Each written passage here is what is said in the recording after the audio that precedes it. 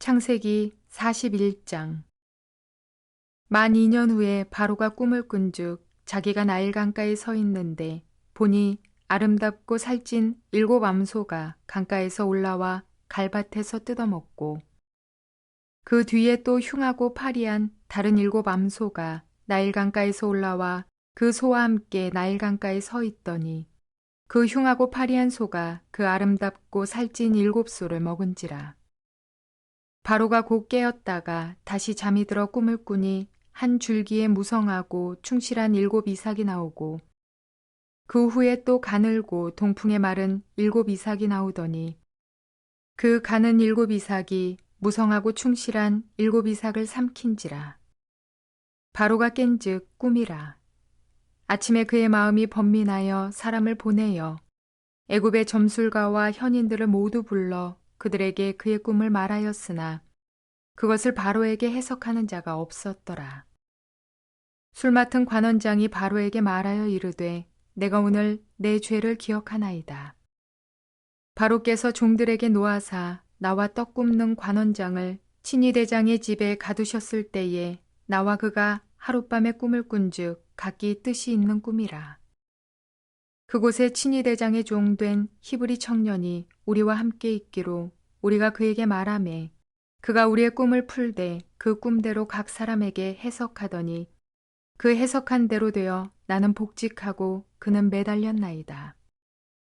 이에 바로가 사람을 보내어 요셉을 부르매 그들이 급히 그를 옥에서 내놓은지라. 요셉이 곧 수염을 깎고 그의 옷을 갈아입고 바로에게 들어가니 바로가 요셉에게 이르되 내가 한 꿈을 꾸었으나 그것을 해석하는 자가 없더니 들은즉 너는 꿈을 들으면 능히 푼다 하더라. 요셉이 바로에게 대답하여 이르되 내가 아니라 하나님께서 바로에게 편안한 대답을 하시리이다.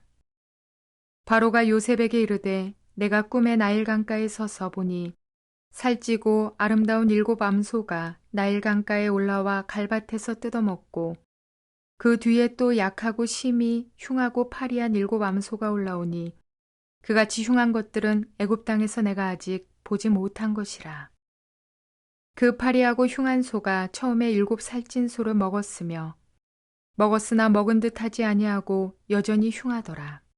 내가 곧 깨었다가 다시 꿈에 보니 한 줄기에 무성하고 충실한 7 이삭이 나오고 그 후에 또 가늘고 동풍에 마른 7 이삭이 나더니 그 가는 이삭이 좋은 7 이삭을 삼키더라. 내가 그 꿈을 점술가에게 말하였으나 그것을 내게 풀이해 주는 자가 없느니라. 요셉이 바로에게 아뢰되 바로의 꿈은 하나라. 하나님이 그가 하실 일을 바로에게 보이심이니이다. 7 좋은 암소는 7 회요 7 좋은 이삭도 7 회니 그 꿈은 하나라. 그 후에 올라온 파리하고 흉한 7 소는 7년이요 동풍에 말라 속이 빈 7 이삭도 7 회 흉년이니 내가 바로에게 이르기를 하나님이 그가 하실 일을 바로에게 보이신다 함이 이것이라. 온 애굽 땅에 7 회 큰 풍년이 있겠고 후에 7 회 흉년이 들므로 애굽 땅에 있던 풍년을 다 잊어버리게 되고 이 땅이 그 기근으로 망하리니 후에 든 그 흉년이 너무 심함으로 이전 풍년을 이 땅에서 기억하지 못하게 되리이다. 바로께서 꿈을 2번 겹쳐 꾸신 것은 하나님이 이 일을 정하셨음이라. 하나님이 속히 행하시리니 이제 바로께서는 명철하고 지혜 있는 사람을 택하여 애굽 땅을 다스리게 하시고 바로께서는 또 이같이 행하사 나라 안에 감독관들을 두어 그 7 회 풍년에 애굽 땅의 5분의 1을 거두되 그들로 장차 올 풍년의 모든 곡물을 거두고 그 곡물을 바로의 손에 돌려 양식을 위하여 각 성읍에 쌓아두게 하소서. 이와 같이 그 곡물을 이 땅에 저장하여 애굽 땅에 임할 7 회 흉년에 대비하시면 땅이 이 흉년으로 말미암아 망하지 아니하리이다. 바로와 그의 모든 신하가 이 일을 좋게 여긴지라. 바로가 그의 신하들에게 이르되 이와 같이 하나님의 영에 감동된 사람을 우리가 어찌 찾을 수 있으리요 하고 요셉에게 이르되 하나님이 이 모든 것을 네게 보이셨으니 너와 같이 명철하고 지혜 있는 자가 없도다. 너는 내 집을 다스리라. 내 백성이 다 네 명령에 복종하리니 내가 너보다 높은 것은 내 왕좌뿐이니라. 바로가 또 요셉에게 이르되 내가 너를 애굽 땅의 총리가 되게 하노라 하고 자기의 인장 반지를 빼어 요셉의 손에 끼우고 그에게 세마포 옷을 입히고 금 사슬을 목에 걸고 자기에게 있는 버금 수레에 그를 태우매 무리가 그의 앞에서 소리 지르기를 엎드리라 하더라. 바로가 그에게 애굽 전국을 총리로 다스리게 하였더라. 바로가 요셉에게 이르되 나는 바로라. 애굽 온 땅에서 내 허락이 없이는 수족을 놀릴 자가 없으리라 하고 그가 요셉의 이름을 사브낫바네아라고 하고 또 온의 제사장 보디베라의 딸 아스낫을 그에게 주어 아내로 삼게 하니라. 요셉이 나가 애굽 온 땅을 순찰하니라. 요셉이 애굽 왕 바로 앞에 설 때에 30세라. 그가 바로 앞을 떠나 애굽 온 땅을 순찰하니 7해 풍년에 토지 소출이 심히 많은지라. 요셉이 애굽 땅에 있는 그 7년 곡물을 거두어 각 성에 저장하되 각 성읍 주위의 밭의 곡물을 그 성읍 중에 쌓아둠에 쌓아둔 곡식이 바다 모래같이 심히 많아 세기를 그쳤으니 그 수가 한이 없음이었더라. 흉년이 들기 전에 요셉에게 두 아들이 나되 곧 온의 제사장 보디베라의 딸 아스낫이 그에게서 낳은지라. 요셉이 그의 장남의 이름을 므낫세라 하였으니 하나님이 내게 내 모든 고난과 내 아버지의 온 집을 잊어버리게 하셨다 하미요. 차남의 이름을 에브라임이라 하였으니 하나님이 나를 내가 수고한 땅에서 번성하게 하셨다 함이었더라. 애굽 땅에 7해 풍년이 그치고 요셉의 말과 같이 7해 흉년이 들기 시작하매 각국에는 기근이 있으나 애굽 온 땅에는 먹을 것이 있더니 애굽 온 땅이 굶주림에 백성이 바로에게 부르짖어 양식을 구하는지라. 바로가 애굽 모든 백성에게 이르되 요셉에게 가서 그가 너희에게 이르는 대로 하라 하니라. 온 지면에 기근이 있음에 요셉이 모든 창고를 열고 애굽 백성에게 팔세. 애굽 땅에 기근이 심하며 각국 백성도 양식을 사려고 애굽으로 들어와 요셉에게 이르렀으니 기근이 온 세상에 심함이었더라. 좋은 날입니다. 성령님께서 오늘도 여러분의 심령 가운데 큰 은혜와 평강으로 함께 해주시기를 주님의 이름으로 축복하여 드립니다. 오늘은 창세기 41장 말씀을 통해서 하나님은 그의 시간에 일하십니다 라는 제목으로 말씀을 전해드리려고 합니다. 우린 지금까지 요셉의 삶을 살펴보고 있습니다. 야곱의 삶을 통해서 하나님이 말씀하신 것이 있다면 요셉의 삶을 통해서 우리에게 하나님이 주시는 중요한 메시지가 있습니다. 우리의 삶에 알아야만 한 가장 중요한 내용이 있다는 것입니다. 그것이 뭘까요? 오늘 본문 제목의 내용입니다. 하나님은 그의 시간에 일하신다는 것입니다. 인간이 아무리 답답해서 조급해서 빨리 일을 서른다고 일이 되는 것이 아닙니다. 하나님은 자기의 일을 자기의 정한 시간에 정한 장소에서 정한 방법을 통해서 일을 성취해내십니다. 우리 인간을 통해서 일하시기 때문에 하나님은 그 모든 여정 속에서 때로 어려움이 있고 시험이 있고 환난과 고난이 닥치지만은 억울한 일이 당할 때도 있지만은 하나님은 그 가운데서 첫 번째 우리와 함께 해주셔서 우리가 하는 일마다 형통하게 해주십니다. 두 번째, 그 하나님의 사람이 이 모든 여정, 시험, 환난, 억울한 일 이런 일을 통해서 통과해 나갈 때 그가 하나님의 성품으로 빚어지기를 원하십니다. 그래서 하나님은 이 모든 것을 마치 오케스트라처럼 운영하시면서 그의 시간이 되었을 때 이 사람이 어느 정도 준비되어지고 준비된 마음가짐으로 하나님께서 정하신 일을 행하게 하신다. 그런 이야기입니다. 요셉은 하나님 앞에서 이런 훈련의 과정, 연단의 과정, 고통의 시간을 억울한 일을 당한 가운데서도 지나갈 때 그는 하나님 앞에 참으로 아름다운 하나님의 성품으로 이 모든 것을 이겨내었습니다. 아버지의 집에 있을 때 정말 두렵고 힘든 장소인 세겜에 갈 때도 그가 아버지의 말씀이기 때문에 순종하는 요셉의 모습, 보디발의 아내가 유혹할 때 성적 순결과 거룩성을 지킨 이야기, 감옥에 갇혀서 자기도 어려운 가운데서도 그 같은 감옥에 갇혀 있는 다른 죄수들을 돌보는 그 돌봄의 심령.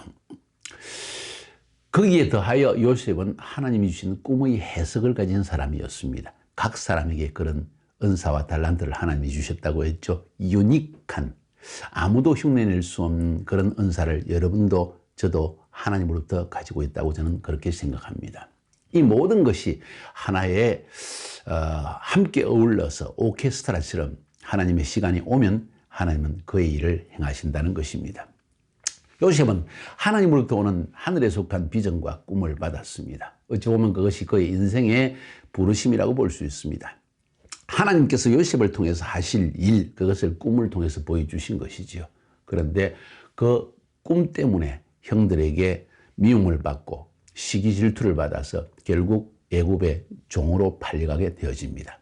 꿈 때문입니다. 이해할 수 없는 일입니다. 하나님이 주신 꿈이라면 지금 이루어져야지 왜 그것이 정반대의 방향으로 나아가느냐 하고 질문할 수 있을 것입니다. 애굽의 종살이를 했지만 하나님이 함께 하셨기 때문에 하나님은 그를 높이시고 보디발의 집안의 모든 일을 돌보는 그런 자리에 앉게 하십니다. 그러나 또다시 이 꿈이 깨어지는 것처럼 보이는 때가 찾아옵니다. 보디발의 아내가 요셉을 유혹했고 요셉은 하나님 앞에 거룩함과 순결함을 지키려고 하다가 결국 감옥에 갇히게 되어집니다. 이제는 죄수의 몸이 되어졌습니다. 도대체 이해할 수 없는 일이 일어난 것입니다. 인생에 일어나는 일들이 우리 삶 가운데도 꼭 일어납니다. 만약 이러한 순간에 이런 어려움과 시험과 억울함과 곤란과 환난을 당하는 이런 어려움 가운데 그 꿈에 대한 확고한 믿음, 하나님이 이 일을 이루실 것이라는 확고한 믿음이 부족하다면, 또 하나님의 시간을 기다리는 그런 마음이 부족하다면 우리는 중간에 좌절하고 넘어지고 말겠지요. 놀라운 사실은 꿈의 사람은, 하나님이 주신 이 꿈을 소유한 사람, 하나님이 주신 부르심을 소유한 사람은 그 하나님이 주신 신령한 꿈을 끝까지 붙들고, 혹은 하나님이 내 마음속에 심어 놓으신 그 부르심과 비전을 향하여 7번 넘어질지라도 8번 일어나는 7.8기의 믿음으로 결국 우뚝 서서 결국에는 하나님께서 이를 성취하는 것을 보게 된다는 것입니다. 언제입니까? 하나님의 때입니다. 지난 시간에 본 것처럼 요셉은 감옥에 갇혀 있었지만 하나님은 이것을 요셉을 통해서 그 꿈을 성취하는 길로 이미 예비해 놓은 걸 볼 수가 있습니다. 바로의 술 가는 장과 떡 가는 장이 감옥에 갇혔습니다. 그들이 꿈을 꾸었습니다. 요셉은 그 꿈을 해석해 주었습니다. 그리고 이야기합니다. 술 가는 장에게 당신이 복직이 되면 나를 꼭 기억해 주세요 하는 이야기를 남깁니다. 오늘 본문에 보면요, 하나님은 하나님의 시간에 일하신다는 것을 보여주기 위해서 1절, 만 2년 후에 바로가 꿈을 꾼 적, 만 2년 후에 바로가 꿈을 꾸었다는 것입니다. 술 가는 장이 감옥에서 벗어나서 다시 복직하고 난 뒤에 2년이라는 세월이 지났는데 까맣게 잊어버렸습니다. 왜? 하나님의 때가 와야 되기 때문입니다. 하나님의 시간은 언제입니까? 바로가 꿈을 꾸어야 하는 그 때인 것입니다. 왜 하나님이 바로에게 일찍 꿈을 꾸게 아니하십니까? 어쩌면 요셉에게 더 훈련시킬 부분이 있었겠지요. 혹은 그렇지 않다 할지라도 바로가 꿈을 꾸는 그 시간은 2년의 세월이 지나야 했고 요셉은 이렇든 저렇든 기다려야 하는 것입니다. 이것이 인간이 해야 할 일입니다. 하나님이 시간을 걸어치고 내가 서둘러서 일을 하다가 낭패를 당하는 경우가 많이 있을 것입니다. 좀 이따 저의 삶을 통해서 여러분에게 한번 그것을 대비해서 설명해 드리려고 합니다. 그것이 합당할지 합당하지 아니할지 여러분도 여러분의 삶을 대비시켜 볼 수 있는 중요한 부분이라고 생각합니다.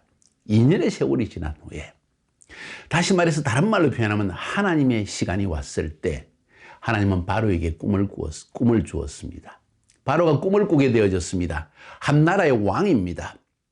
가장 높은 바로의 지위에 앉아 있는 사람입니다.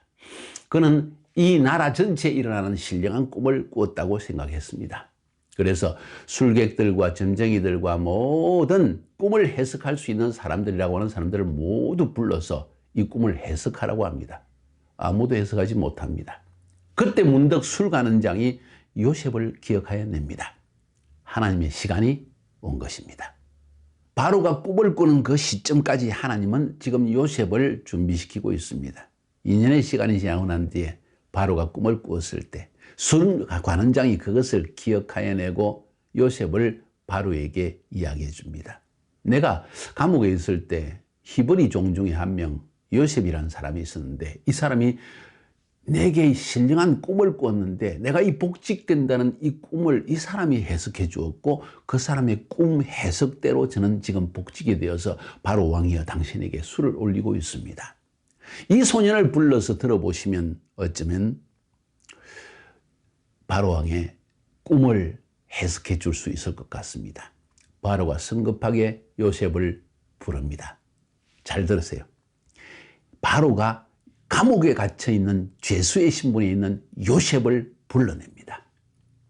바로가 죄수의 신분에 있는 깊은 터널 속에 있는 절망 속에 있는 꿈이 이루어지지 않을 것 같이 보여지는 그 상황 속에 있는 요셉을 감옥에서 불러냅니다. 네가 이 꿈을 능히 해석할 수 있느냐?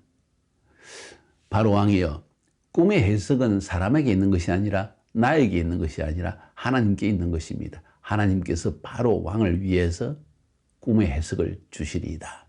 참 겸손하고 자신에게 집중하게 하는 것이 아니라 여호와 하나님께 집중하게 하는 요셉의 모습, 성품이 준비되어진 것이지요. 그래서 하나님의 때가 일찍 당겨온 것이라고 볼 수도 있을 것입니다. 바로 왕이 그 꿈은 이러하다 하고 해석해 보아라 합니다. 두 가지의 꿈을 이야기합니다. 다 이야기하지 않겠습니다. 핵심은 이것입니다. 7년의 풍년이 이집트 땅에 있고, 그 7년의 풍년이 지나고 난 뒤에 그 풍년을 잊어버릴 정도의 엄청난 흉년이, 극심한 흉년이 이집트 땅에 다가온다는 그런 내용이었습니다. 바로 왕이 이 일을 어떻게 해야 좋을 것인가? 요셉이 이야기합니다. 이집트 땅에서 가장 명철하고 정말 백성을 사랑하는 사람을 골라 뽑아가지고 이 일을 준비하게 하십시오. 바로 왕이 그의 인장을 빼고 그의 세마포 옷을 입히고, 그리고 바로 왕이 타는 병거 수레를 요셉에게 주면서 너가 바로 이 일을 해야 할 것이다. 너가 이 나라의 총리가 되어서 이 7년의 풍년 동안에 곡식을 거두어드리고 7년의 흉년 동안에, 그 뒤에 가오는 훈련 동안에 이 모든 백성들을 먹이도록 하라 하는 말씀을 줍니다. 보십시오. 하나님의 때가 되어졌습니다. 우리 인간이 아무리 노력하고 우리가 아무리 답답해 한다 할지라도 하나님의 때가 오기 전에 아무 일도 일어나지 않는다는 것을 여러분은 알아야 됩니다. 마치 꿈이 이루어지지 않을 것처럼 보여질 때도 있다는 것입니다. 신기하게도 그 때가 오자 바로는 꿈을 꾸었고, 요셉에게 하나님이 주신 꿈의 해석의 능력으로 그는 바로의 총리가 되어집니다. 이집트의 총리가 되어집니다. 드디어 요셉은 높은 자리에 올라가게 된 것입니다. 이것으로 하나님의 뜻이 다 이루어진 것 아닙니다. 제가 지금 말씀드리는 것은 하나님이 우리를 높이시기 위해서 훈련시켰고, 이제는 요셉이 총리가 되어졌다. 나는 하나님의 이름으로 축복을 받았다. 나는 하나님 때문에 이런 기적을 체험했다. 그것이 전부가 아니라는 이야기입니다. 그 다음 이야기는 그를 통해서 그의 가족을 구원하고, 그 가족을 통해서 이스라엘이라는 나라, 유대인이라는 민족이 탄생하게 하는 이 위대한 일, 그의 가족을 7년 흉년 가운데서 구원해낸 일 뿐만 아니라 그가 총리가 됨을 통해서 이집트와 그 당시에 전 세계라고 할 수 있는, 마치 지금으로 미국 대륙이 큰 디프레션에 빠졌다고 생각합시다. 그것을 구원하는 사람으로서 요셉을 사용했다는 것이 중요한 것입니다. 초점을 요셉이 높은 자리에 올라갔다, 하나님의 이름으로, 예수 이름으로, 그것이 전부가 아니라는 것입니다, 여러분. 결국 그 일을 통해서 하나님이 하시고 난 일을 행했는가 하는 것입니다. 하나님은 그의 때에 일하십니다. 그리고 결국 7년의 풍년이 있고 7년의 흉년이 다가오게 되어집니다. 사랑하는 여러분, 하나님은 자기의 때에 일하십니다.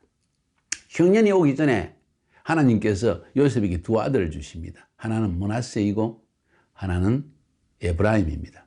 므낫세라는 말의 뜻은 하나님이 나의 모든 고난과 나의 아비의 온 집의 일을 잊어버리게 하셨도다. 하나님께서 그를 높여주시고 이제 자녀들까지 주실 때 요셉은 비로소 그 마음속에 엉얼어졌던 상처에서 벗어나게 되었다는 이야기입니다. 형들이 나를 팔아먹은 이야기, 보디발의 아내에 대한 원한 문제, 말할 수 없는 고통의 시간을 이 30세의 종리가 되었으니까 13년 동안 지나간 것입니다. 10년이면 강산이 변한다고 하는데 13년의 세월이 요셉에게 흘러갔고 비로소 13년이 지난 후에야 그의 삶에 있었던 모든 과거의 상처와 어려움으로부터 요셉은 벗어나게 되었다는 것입니다. 그러지 않고는 치유받은 사람이 되지 않고는, 내가 먼저 상처에 치유받지 않고는 다른 사람을 구원하는 것이 쉽지 않기 때문입니다. 그리고는 그 다음 두 번째 아들을 낳았을 때 에브라임이라고 있습니다. 에브라임은 하나님이 나로 나의 수고한 땅에서 장성하게 하셨다, 장성하게 하신다는 뜻입니다. 이런 축복을 하나님의 때가 되었을 때 비로소 요셉은 누리게 되었다는 사실이 중요합니다. 사랑하는 여러분, 우리의 인생도 마치 이와 같습니다. 서두르지 마십시오. 마치 나의 인생이 끝난 것처럼 어둠 속에서 절망하지도 마십시오. 하나님은 자기의 시간에 일을 행하십니다.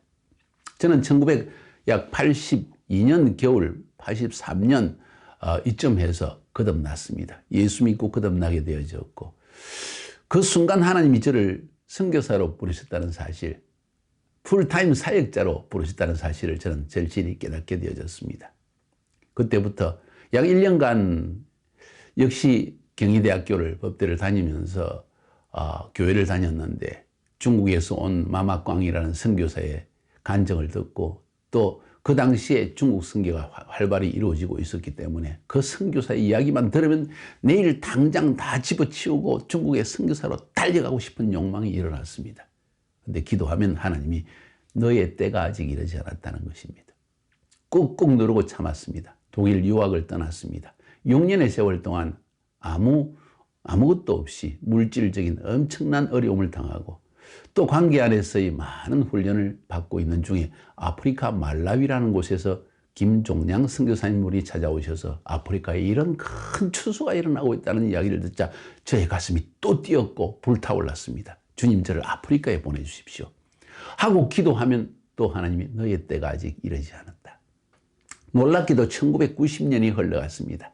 1990년이 되었습니다. 85년도에 독일 유학을 떠났는데 1990년이 되었을 때 구소련 지역에서 놀라운 역사적인 사건이 일어납니다. 페레스트로이카라고 해서 공산주의에서 자본주의로 전환하는, 공산주의의 체제가 무너져 내리는 이런 일이 일어났습니다. 그리고 그때 마침 미국에 있는 한 목사님께서 독일에서 신학 공부를 하는 많은 사람들을 불러서 지금 소련 문이 열려졌다. 우리가 지금 소련의 복음을 전할 때가 왔다. 하나님께서 나에게 말씀하셔서 많은 세월 동안 이것을 준비해 왔다 하는 말씀을, 그분의 이야기를, 도전을 듣는 순간 저의 마음속에 성령님이 이제 모든 것을 내려놓고 가라, 구소련, 소련 땅으로 가라는 이야기였습니다. 그리고 구체적으로 그 목사님과 대화를 나눴을 때 카자흐스탄이라는 나라를 하나님이 말씀해 주셨고 3번에 걸쳐서 저의 마음속에 그곳에 가야 된다는 음성을 들려주신 것입니다. 하나님의 때였습니다. 만약 그 하나님의 때를 무시하고 내가 마음이 성급하여서 중국 선교사로 갔다면, 만약 하나님의 때를 무시하고 내 마음이 급해서 불타오른다고 해서 아프리카로 갔더라면, 하나님께서 카자흐스탄을 통해서, 그 사역을 통해서 저에게 주시는 사역의 엄청난 부흥과 축복과 은혜를 저는 다 누릴 수가 없을 것입니다. 구소련이 무너지고요, 1990년도에 약 2000년, 2010년까지의 20년은 중앙아시아 지역, 카자흐스탄에 있는 그 지역의 선교의 황금기였습니다. 하나님은 때를 아시는 분이십니다. 그 때를 따라서 그의 원하시는 사람을 택하시고, 그 사람이 순종할 때 또 훈련되어진 그 사람을 통해서 하나님은 그가 하시고자 하는 일을 반드시 행하신다는 것입니다. 저의 이야기를 장황하게 늘어놓아서 죄송합니다. 그러나 이것이 저의 삶뿐만 아니라, 요셉의 삶뿐만 아니라 여러분의 삶 가운데서도 일어나는 일이라는 것입니다. 꼭 기억합시다. 하나님은 하나님의 시간에 일하십니다. 아무리 그 하나님의 시간이 오기 전까지 깊은 터널을 지나가고 고통과 아픔과 억울함과 배고픔과 모든 것이 있다 할지라도 하나님은 함께 하십니다. 요셉과 함께 하신 것처럼. 그리고 이 시간 동안 하나님은 우리에게 기다림이라는 훈련과 믿음이라는 훈련을 시키십니다. 그 훈련의 과정을 통해서 하나님은 하나님의 사람 요셉을 통해서 이 일을 성취한 것처럼 우리를 통해서도, 여러분을 통해서도 이 일을 성취하신다는 것입니다. 이것이 오늘 메시지의 중요한 부분이요, 요셉의 삶을 통해서 볼 수 있는 굉장히 중요한 포인트 중에 한 가지입니다. 하나님은 그의 시간에 일하십니다. 요셉은 13년의 기간을 기다렸고, 아니 기다리기보다는 자기도 이 일이 언제 이루어질지도 모르는 상태에서 앞이 캄캄한 가운데 아무것도 이루어지지 않을 것처럼 보일 때, 절망적인 상황 가운데서도 그는 하루하루를 믿음으로 신뢰하며 기다리며 굳건하게 하나님의 성품으로 살아와서 결국은 그 하나님의 시간에 빛난 자리에 올라가게 되었고 하나님의 뜻을 이루게 됐다는 이야기입니다. 오늘 이야기를 들으면서 요셉의 이야기, 또 부족하지만 저의 삶의 이야기, 여러분의 삶도 한번 그렇게 해석해 보시면 좋지 않을까요? 옆 사람과 이야기를 나누고, 그리고 하나님께 기도합시다. 주님, 당신의 때에까지 내가 기다리며 신뢰하며 주님을 믿으며 겸손하게 나의 주신 이 자리에서 최선을 다하며 살아가게 하옵소서.